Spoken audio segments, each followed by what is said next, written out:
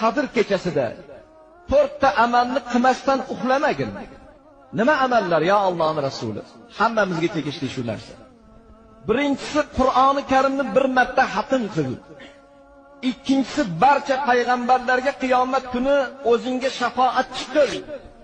Uchinchisi barcha musulmonlarning roziligini topgin.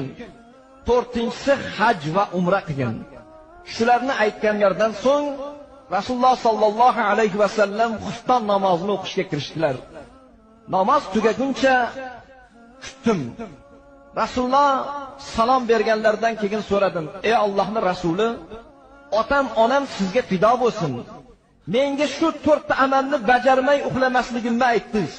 Lekin shuncha amallarni bir kechada qila olmayman. Bularni yo'lini ko'rsating." Shunda Rasululloh tabassum bilan menga javob berdilar: "Ey Oysha, aytgan amallarim sendan hech qanday kuch talab qilmaydi. Chorasi quyidagicha. Birinchisi, 3 marotaba Ixlos surasini o'qisang, ya'ni Qul huvallohu ahadni o'qisang, Qur'onni xatm qilganchalik bo'lasan" dedilar.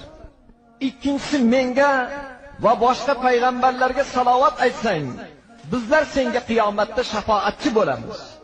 Uchinchisi, mo'min birodarlaring uchun Allohdan af tilasang, ularni hammasini rozi qilgan bo'lasan.